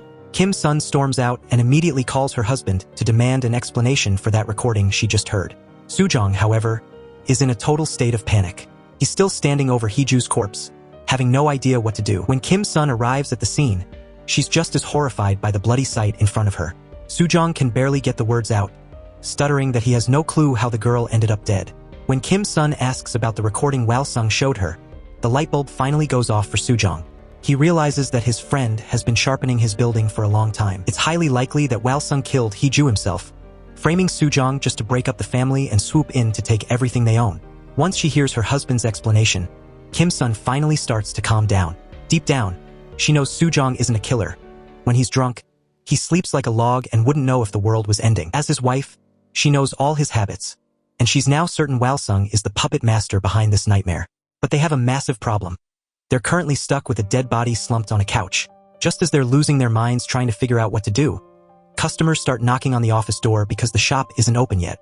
Soo-jong and Kim's son are forced to scramble and hide. If they get caught now, Soo-jong is going to prison for life. But in the middle of all this bad luck, Kim's son gets a sudden text from their daughter's teacher. It turns out DeRay just got her acceptance email from the prestigious Harvard University. The two of them are so overwhelmed with joy that they immediately call their daughter to celebrate, completely forgetting, for just a second, that there's a literal corpse in the room with them. But strangely enough, DeRay doesn't pick up the phone right away like she usually does. This hits Kim's son like a ton of bricks, as she remembers her daughter's bizarre behavior from the night before. It turns out the poor girl had somehow seen the video of her supposedly gentle father brutally beating his best friend with a club, and she completely misunderstood the situation. For now, DeRay is safe because she's surrounded by good friends who are worried about her, but her parents are the ones currently facing a massive midlife crisis. Since every security camera on the street recorded Soo-jong entering the office with Hee-ju, there is absolutely no way he can just run away. Kim's son, surprisingly calm under pressure, realizes they need a solid plan. At the very least, we have to find evidence from that night and prove you're innocent first, she says. Soo-jong is deeply moved, thanking his wife for believing in him even when things look this bleak. Kim's son then cooks up a brilliant, yet risky, plan to dodge the cameras. She decides to swap clothes with the corpse. She'll act as a decoy, driving the car out while Soo-jong carries Hee-ju's body out the back exit to put it in the trunk. They execute the plan like seasoned professionals without a single hitch. First, they need to establish an alibi for Soo-jong, so they drive straight toward their house to make sure the street cameras see them coming home together. After that, Kim's son circles back to the rear entrance to wait for Soo-jong to dump Hee-ju's body into the car. Finally, they transport the body to a secluded construction site, a place Soo-jong knows will be deserted, to dispose of it for good. Only after successfully hiding the body do the two finally breathe a sigh of relief. At this moment, Kim's son remembers the jade bracelet the shaman gave her and immediately puts it on. Everything is starting to play out exactly as the shaman predicted. If the spiritual bracelet actually works, maybe Soo-jong can get through this disaster in one piece. But don't think this shared crime brought them closer. Kim's son immediately turns cold and acts like she's done with him. However, Soo-jong isn't about to be the only one taking the fall. He reminds her that her hands are just as dirty now, threatening her that if she opens her mouth to the cops, they'll be sharing a prison cell together. But their biggest problem is still DeRay. The girl has realized her parents are acting extremely suspicious and started her own investigation, only to uncover a truth that hits her like a lightning bolt. DeRay sends a bombshell text to her mother, saying she knows everything. The kidnapping, the affair, all of it. Kim's son reads the message and is absolutely paralyzed with shock. At the same time, Wal-sung is leading a massive protest to stop the redevelopment of the neighborhood. Or rather, he's putting on a show, hiring a crowd of fake protesters just to get the government's attention so they'll change the upcoming urban project in his favor. This chaos catches the eye of the higher-ups, but Sang-ho, Grandma Yangja's former henchman, claims he can handle Wal-sung himself. Meanwhile, the police have caught wind of the situation and are starting to mobilize, making the tension sky-high. Back at the construction site, Soo-jong pulls back the tarp covering the body, only to be met with the cold, terrifying stare of the corpse. Soo-jong decides to confront his friend head-on, pulling Wal-sung aside to grill him about his secret relationship with Hee-ju. But surprisingly, Wal-sung looks completely clueless, acting as if he has no idea she's even dead. Soo-jong realizes he almost spilled the beans about the corpse and quickly shuts his mouth before he says too much. Meanwhile, Kim's son finally catches up to her daughter to talk things out, but she's absolutely blindsided when DeRay starts interrogating her about the kidnapping and the affair. Kim's son is stunned into silence, and that reaction alone is enough to confirm DeRay's worst fears. Completely heartbroken and disgusted by her family, DeRay rips her hand away from her mother's grip. In the struggle, the lucky jade bracelet shatters on the pavement as she storms off, leaving Kim's son standing there, paralyzed in shock. Before he leaves, Soo-jong drops one last bombshell on Wal-sung. Your wife is pregnant. The look on Wal-sung's face is unreadable, filled with a mix of complex emotions. It seems the child the shaman mentioned earlier is going to be the absolute turning point in this twisted story. But things take a much darker turn as Lee Jae-young reaches her breaking point. She's finally snapped and hires a crew of professional hitmen to go out and kidnap Daray. In her mind, her best friend Kim-sun is the one who destroyed her marriage, and now she's looking for the ultimate revenge. Poor Daray has no idea that she's in grave danger. She actually goes to find Lee-jae-young on her own, hoping to apologize for everything her parents did. The moment they come face to face, the innocent girl tries to make amends for her mother and father. But Lee-jae-young's hatred has already hit its boiling point, and no amount of heartfelt apologies can move her heart of ice. Before Daray can even react, Lee-jae-young's thugs drug her with a sedative and carry her off like a piece of luggage. By the time Kim-sun arrives at the scene, her daughter is already gone. She calls Soo-jong in a total state of panic, and he starts racing across the city, desperately searching for any sign of Daray. But it's too late. Daray is currently tied to a chair in the exact same basement where this whole cycle of crime first began. Standing right in front of the terrified girl is Lee-jae-young, her eyes filled with nothing but cold, murderous rage as she glares at her helpless victim. Flashback to 9 years ago, back when Soo-jong was still sitting comfortably in a leadership position. It's proof that whether you're rich or poor, Soo-jong always seems to have a cloud of money troubles hanging over his head. At the office, he is struggling to finalize the company's restructuring list. On one hand, he needs to trim the fat and let go of underperforming staff. But on the other, his heart just won't let him fire the longtime veterans who have been there since the beginning. His boss comes up with a cold-blooded idea. He wants Soo-jong to decide people's fates by flipping a coin. If you're unlucky, you're fired, simple as that. Soo-jong is torn, wondering if this is really the right way to handle people's lives. After all, he is no different from those employees. He is a father and the backbone of his family, with the heavy weight of financial responsibility resting squarely on his shoulders. Meanwhile, at home, while Kim-sun is tutoring Daray, she realizes their little girl is actually a total genius. She immediately suggests sending Daray abroad to study so she can reach her full potential, which only adds to Soo-jong's growing headache. To make matters worse, Soo-jong has to face a colleague who is on the chopping block. The man, who is also a father just like Soo-jong, tries to use their shared experience to beg for his job. Soo-jong doesn't want to argue with the guy, especially since the colleague is acting entitled despite being in a weak position. He just makes an excuse and ducks out to avoid the confrontation. But the chain reaction of stress continues when Soo-jong's best friend, Wal-sung, calls him for a meeting.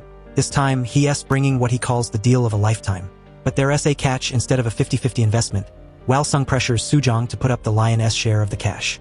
In exchange, Soo-jong gets to have the building in his name, and Wal-sung promises that real estate prices in that area are about to skyrocket. That dream of striking it rich starts to consume Soo-jong's mind, leading him to scramble for loans from every source possible just to invest in this building Wal-sung recommended. But fate is cruel and rarely gives people a break. Soo-jong tries his best to scratch his colleague's name off the layoff list, but his boss doesn't care about emotional sob stories. He ignores Soo-jong and fires the man anyway. At this point, Soo-jong is so overwhelmed he doesn't even have the energy to worry about others anymore. Soo-jong and Wal-sung take a final walk through the building before closing the deal. His best friend is all smiles, nodding enthusiastically and signaling Soo-jong to sign, so Soo-jong follows his lead. But the nightmare officially begins just after he uses the money he borrowed from his brother-in-law to pay the deposit. He gets a frantic call from the real estate office. It turns out that the investment money Wal-sung promised to put up has suddenly vanished into thin air. And right as he receives this bombshell, the fired colleague happens to sneak a peek at the layoff list. The man mistakenly believes Soo-jong was the one who personally kicked him out of the company, having no idea it was actually the boss's decision. The guy slams the table and screams at Soo-jong, calling him a piece of trash. No matter how nice Soo-jong is, being lied to and misunderstood at the same time is more than he can handle. Fuming with rage, he storms over to Wal-sung's house to demand answers. But the guy who was sucking up to him just yesterday has completely flipped the script. Wal-sung just sits there giving empty, worthless apologies, just as empty as the financial promise he made. Because the deposit was already paid, Soo-jong has no way out. He either walks away and loses the 200 million won he borrowed from his brother-in-law, or he gets dragged deeper into the mess.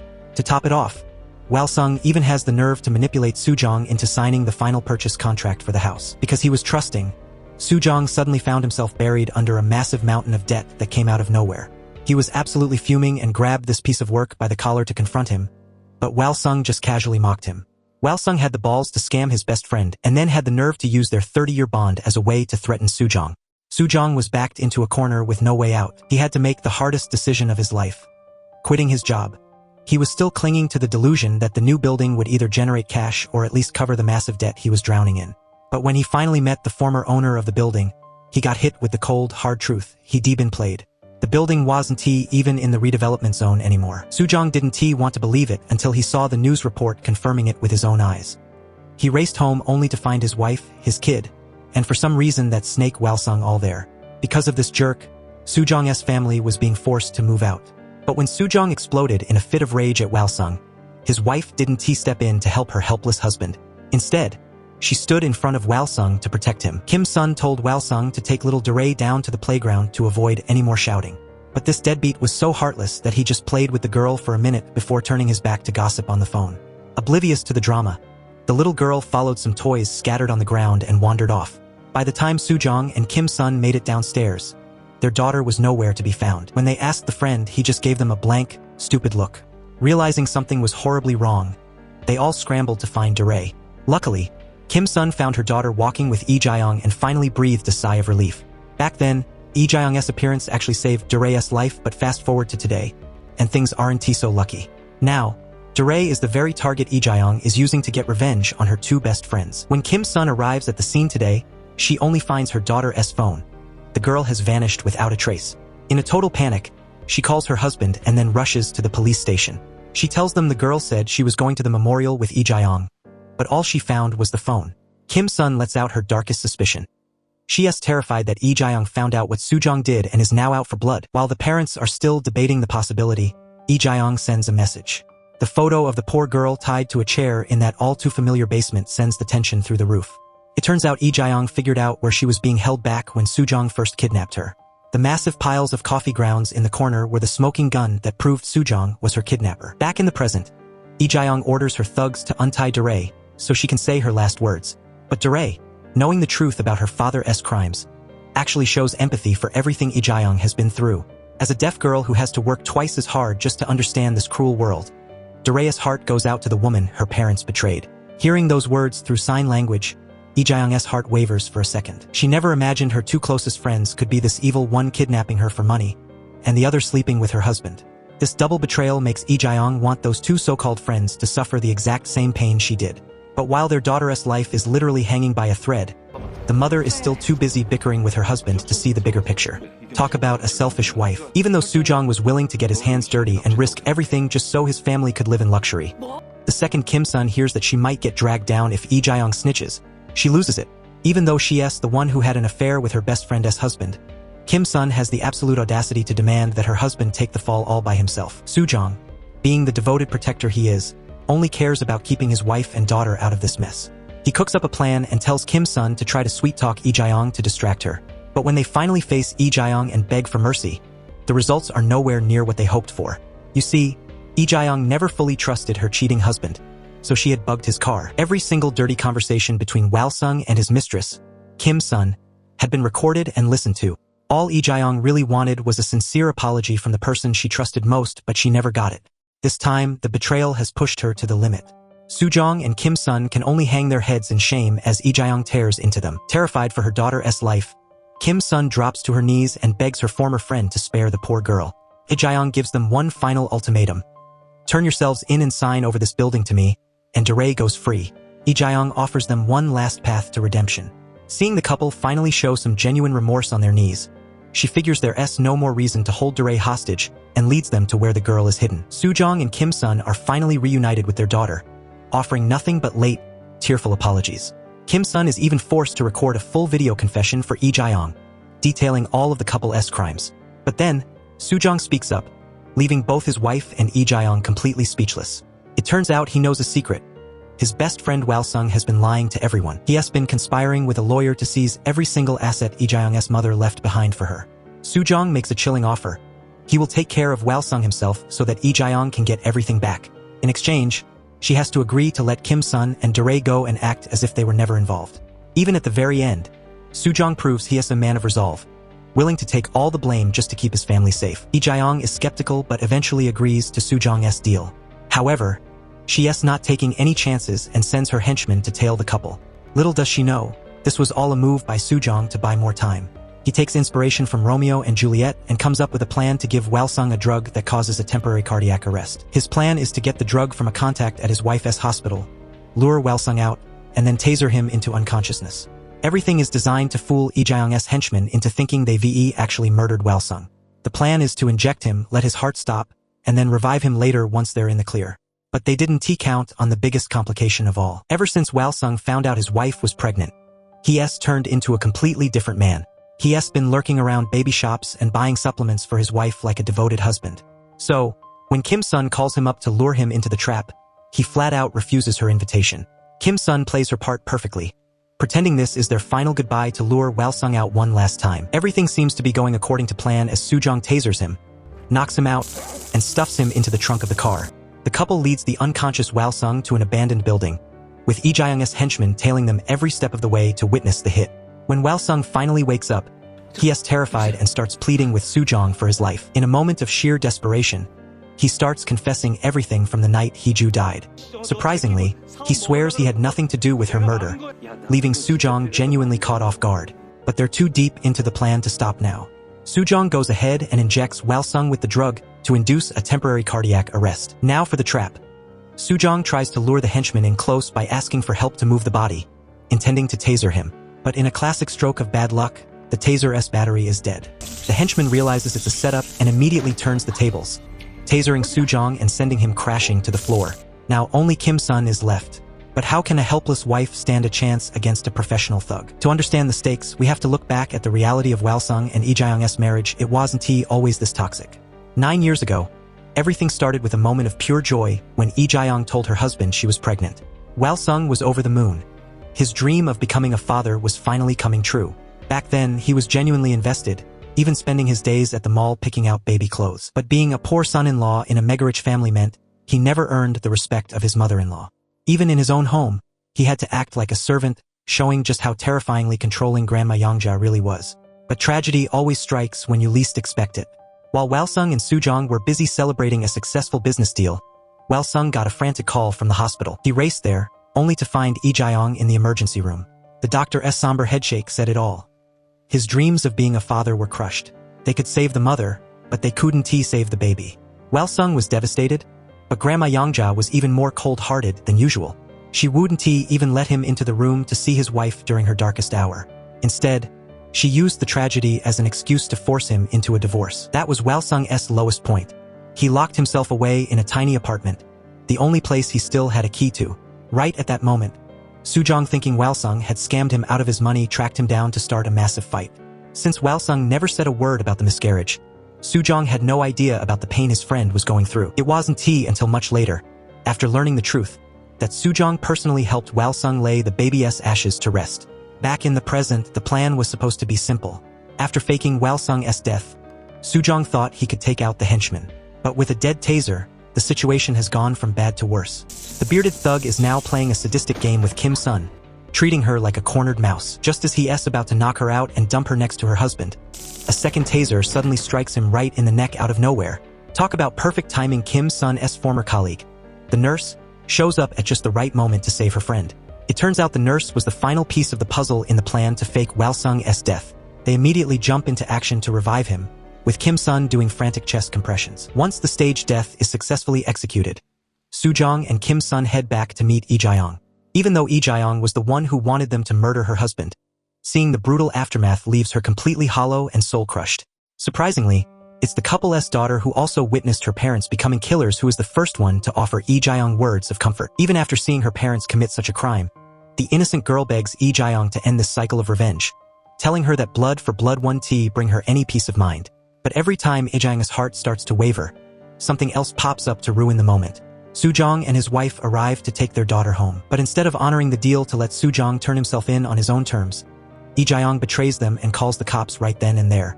Detective Juran, who has been hunting for the truth this entire time, gets the call and races to the scene. Meanwhile, Kim Sun's nurse friend is left all alone to guard Lee Jae-young's long-haired henchman. Her only job was to keep an eye on him, but she's clearly way out of her league. The thug feeds her some lame excuse about needing a bathroom break, and she actually falls for it, allowing him to trick her and escape. At the main scene, Kim Sun and Soo-jong are still oblivious to the escape and are continuing to play their roles in front of Lee Jae-young. She asks if Whalsung had any last words before he died. Soo-jong doubles down on the performance, telling her with a straight face that Whalsung felt immense guilt and only wanted to be a good father. Hearing that her husband still put her and the baby first, Lee Jae-young starts to break down into tears. But before she can even let the first teardrop fall, the long-haired thug calls her. He is screaming through the phone, warning her that it was a setup. Sensing that the plan has blown up, Soo-jong breaks free and makes a run for it. Kim-sun and Dae hear him yell and start running after him as fast as they can. Around the same time, Wal-sung finally wakes up from his drug-induced death and finds the nurse lying unconscious. Once he hears that his wife has kidnapped Dae, he rushes off immediately, but not before thanking the woman who saved his life. Soo-jong is now running for his life through his own building, hunted by the thugs. Since he knows the layout like the back of his hand, he manages to duck into a room and lock the door. But the long-haired thug is absolutely livid. He smashes the lock and bursts in, ready to tear Soo-jong apart. Soo-jong tries to use his surroundings to his advantage, appearing and disappearing in the shadows to land a brutal blow to the thug's head. But unfortunately, the guy's hair is so thick it cushions the strike. He is bleeding a little, but he is far from unconscious. The rest of the crew swarms in, using their numbers to overpower Soo-jong and giving him a savage beating as he huddles on the floor. But while they're all busy playing this deadly game of cat and mouse, no one notices that the old, decrepit building is literally falling apart. Electrical sockets are sparking and water pipes are bursting at the exact same time, turning the place into a ticking time bomb. Just as Soo-jong is at death's door, Yona and her crew roll up on the scene. She gives a calm, professional bow like a total martial arts pro before diving into the fight, taking down the thugs one by one like she is in an action movie. But the long-haired thug is a tough nut to crack. He starts trading blows with Yona, giving her a real run for her money. By the time the police finally arrive, the entire building is already swallowed by a massive sea of fire. And get this, the person responsible for the blaze is none other than the cafe owner, who started the fire while desperately trying to make his getaway. Wal-sung arrives just in time to see his wife, Lee-jae-young, trapped on the rooftop, and without a second thought, he charges straight into the inferno. Soo-jong is one step ahead, though. When he reaches the roof, he is met with a nightmare. Lee-jae-young is holding a jagged glass shard right to his daughter's throat. This is the moment of truth. Soo-jong and Kim-sun stop the lies and start begging with every fiber of their being, their hearts completely exposed. But Wal-sung's sudden appearance only makes Lee-jae-young feel more betrayed, like she has been a puppet for the people she once called friends. Wal-sung moves closer, desperately trying to talk her down and convince her to choose a better path. All he ever wanted was a peaceful life with his wife. He tells her it's not too late to let go of the past and start over. For a second, it looks like his words are working, and the painful memories are being replaced by a glimmer of hope for a better future. Lee-jae-young finally starts to give in, ready to abandon the revenge and start a real family with her husband and child. But talk about bad luck, a sudden gust of toxic smoke hits her right in the face. Already weakened by her pregnancy, Lee-jae-young loses consciousness and collapses. Wal-sung lets out a frantic scream and lunges to catch her, but the momentum carries them both over the edge, and they plummet from the rooftop. In that split second, Wal-sung's promise to protect Lee-jae-young and their baby gives him superhuman strength. He wraps his body around hers, acting as a human shield as they fall. They smash onto the roof of a car, but because Lee-jae-young was safely tucked in her husband's arms, she miraculously survives the fall. The chaotic chapter finally seems to close as the police and firefighters successfully rescue everyone from the burning building. Soo-jong stands there watching his mountain of cash turn into literal ash, but suddenly whack, he is slapped awake by Wal-sung. Soo-jong is beyond confused, seeing the dead Wal-sung standing right in front of him. Was this whole horrific ordeal just one long, twisted nightmare from the very beginning? Soo-jong sits down at the table and starts recounting every detail of that dream. But if it was just a dream, why is everyone looking at him so weirdly? The second he is awake, he has to face Detective Ju-ran, who is trying to make sense of the absolute chaos that happened the night before. Once again, Soo-jong chooses to stick to the lies. He tells her that he and Lee-jae-young are close friends and the whole thing was just a big misunderstanding. When Lee-jae-young finally regains consciousness, her first instinct is to demand the police throw her husband's best friend in jail. As she frantically tries to provide evidence to the cops, she mentions her husband. Suddenly, the entire room goes dead silent. No one has the heart to tell her the truth. Finally, Ju-ran hesitates before breaking the news. Wal-sung didn't make it. At first, Lee-jae-young refuses to believe it. But as the memories of that night come flooding back, she realizes that Wal-sung's final goodbye was the real deal. Realizing they won't get any info out of the grieving widow, the police pivot their investigation toward little Dae. Soo-jong senses the danger and quickly huddles with his wife to get their stories straight. Kim-sun passes the instructions to her daughter, but she notices something off. Dae looks terrified, but there is something shady about her expression. It turns out, as soon as she got back to her room, Dae pulled out Lee-jae-young's phone, which she had snatched on the night of the fire. Knowing the passcode was something simple, she unlocks the phone, goes straight to the gallery, and deletes the video confession that would have sent her parents to prison for life. But just when the family thinks the worst is behind them, a new disaster strikes. Construction workers at a nearby site are taking a break when they accidentally discover something horrifying. Hee-ju's body, buried deep under a pile of rubble. Following the massive fire at Sudong's building, Detective Go wastes no time arresting Do-na after she was spotted at the scene. In the interrogation room, Do-na puts on a performance of a lifetime, shedding fake tears and acting like a helpless victim, claiming she only entered the burning building to save lives.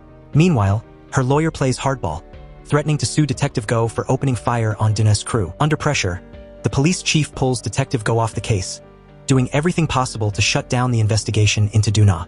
The drama intensifies when Kim-sun brings her daughter, Do-ri, to give her statement. In a shocking twist, Do-ri lies to the police to protect her parents, claiming that Wong never kidnapped her.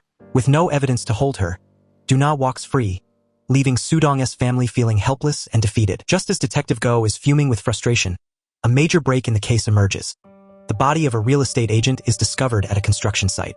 Detective Go checks the office's surveillance footage and spots both Sudong and his wife, Kim-sun, entering and leaving the office on the night of the crime. As the dust settles from the kidnapping and the fire, Sudong's family tries to return to their normal lives. Do-ri forgives her parents but leaves them with a haunting plea: "Don't let me down again." However, the couple has one last loose end to tie up. They head back to the charred remains of the building to find Wong's phone, which contains a video of their own confession that must be destroyed. While they are digging through the ashes, Detective Go suddenly appears. She questions Sudong about his meeting with the murdered realtor. Sudong sticks to a rehearsed lie, and Kim-sun backs him up with a fake alibi. Detective Go lets it slide for now, but her gut tells her one thing: this couple is lying through their teeth. The tension reaches a breaking point when Sudong receives a mysterious call from Vice Director Nam, who wants to talk about the murder. When Sudong arrives, he finds himself walked into a trap. Vice Director Nam is there with Do-na and her thugs. Nam shoves a piece of paper in front of Sudong and demands he sign it with his thumbprint. It's a suicide note, framing Sudong for the realtor's murder, while a gunman points a pistol at his head. In that terrifying moment, the truth finally clicks. Vice Director Nam is the real killer. On the night of the murder, Nam had walked into the office and found the realtor getting Sudong drunk. He realized she was planning to betray him and cut a deal with Sudong behind his back. Turns out, the realtor was Nam's mistress. When he confronted her, she didn't deny it. Instead, she mocked him for failing to deliver on his promises and insulted his manhood. Blinded by rage, Nam snapped and killed her on the spot. Vice Director Nam thought he had the perfect fall guy, but he drastically underestimated who he was dealing with. Just as he prepares to pin the murder on Sudong, the tables turn in a heartbeat. Instead of threatening Sudong, Do-na turns her weapon on Nam, firing a shot that grazes his ear. The once arrogant executive immediately crumples, begging for his life. In a chilling move, Do-na leaves Nam's fate in Sudong's hands, asking him if he wants the man dead. Sudong hesitates. He wants no more blood on his hands and chooses to show mercy. But Do-na has no interest in forgiveness. Ignoring Sudong's plea, she raises her gun and executes the vice director with a cold-blooded shot to the head. While the execution is happening, Detective Go catches a major break. She recovers the realtor's car and finds the dashcam footage. The video clearly shows Vice Director Nam committing the murder. However, what the police don't know is that Do-na's crew has already scrubbed the footage, erasing any trace of her presence and leaving Nam as the sole culprit. With this perfect evidence, a warrant is immediately issued for Nam's arrest. Back at the scene, Sudong is paralyzed with fear after witnessing the execution. Do-na's henchmen take the dead man's hand and force his thumbprint onto the suicide note they prepared. Sudong fears he's next, but Do-na surprises him. She tells him she's not a serial killer and instead offers him a lethal partnership, a chance to make a fortune. Her price? Sudong must eliminate Wong to seize the massive inheritance, Pyong Buk. Shaken to his core, Sudong returns home and breaks the news to his wife, Kim-sun, about Nam's death, warning her to keep their daughter, Do-ri, close. As the chaos settles, Kim-sun finally forces the truth out of her husband regarding her brother's death. Sudong confesses that her brother was murdered by the real Capital Group. Blindsided and heartbroken, Kim-sun lashes out at him for keeping such a dark secret for so long.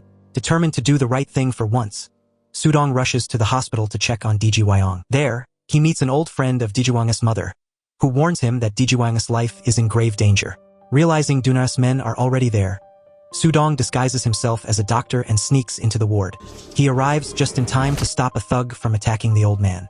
After knocking the assailant unconscious, Sudong manages to smuggle Wong out of the hospital in an ambulance under the guise of a medical transfer. Meanwhile, Kim-sun's suspicion grows.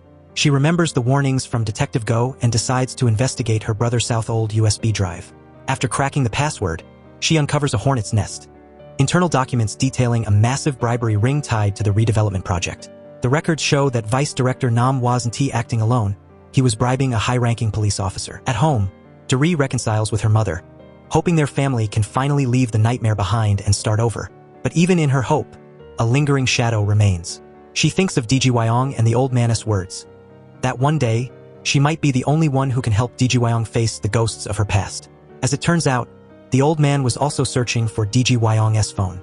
When he comes up empty-handed, Wong is devastated. She had pinned all her hopes on using the video confession on that phone to bring Sudong and Kim Sun to justice.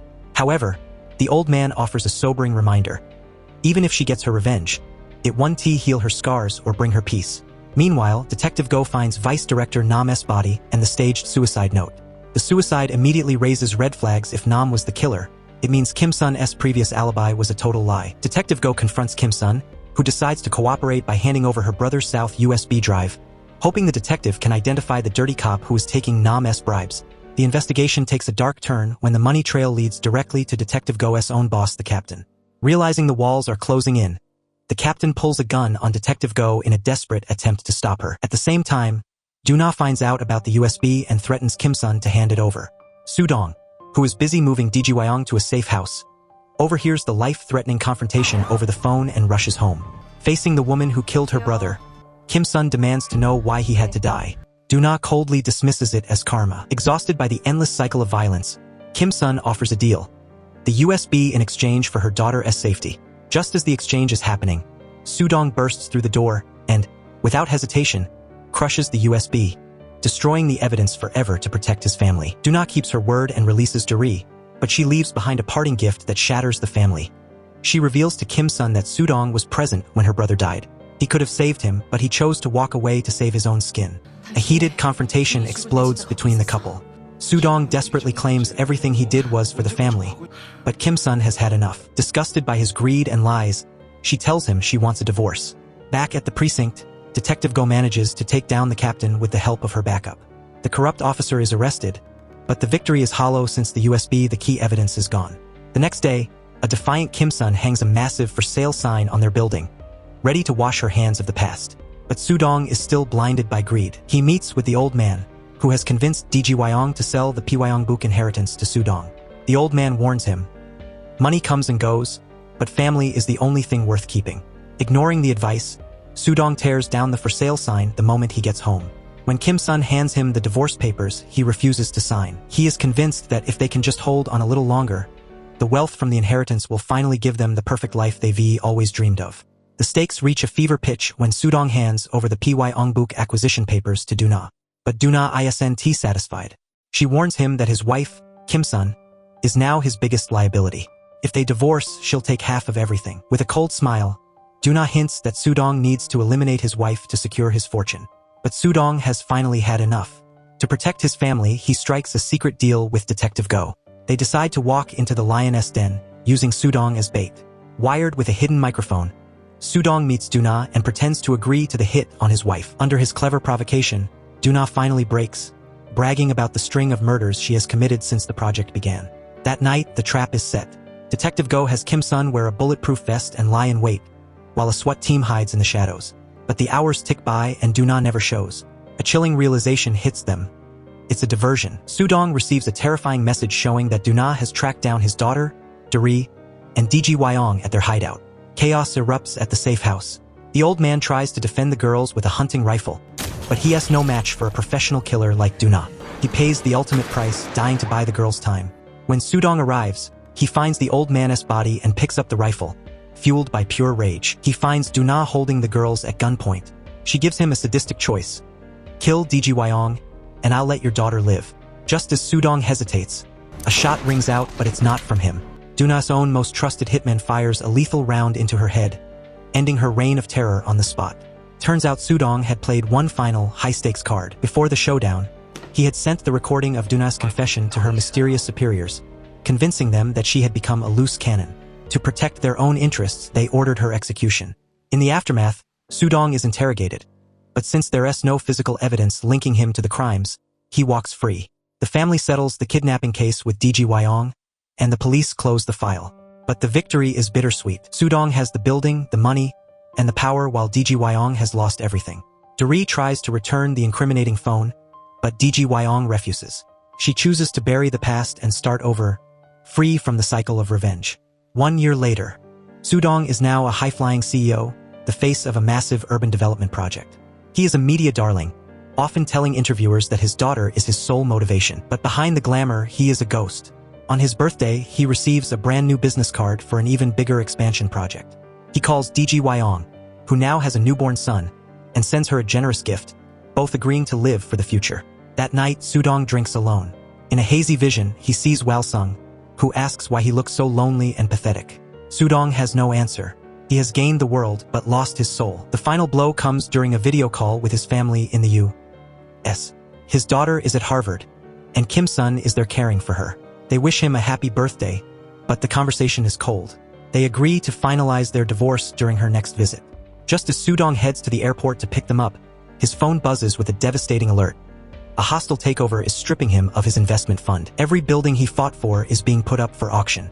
Before he can react, a mysterious man appears and kidnaps him, whispering that it's time to discuss a whole new deal. And that's the end of our story. If you enjoyed this wild ride, don't forget to hit the like button and subscribe for more gripping recaps. Thanks for watching, and I'll see you in the next one.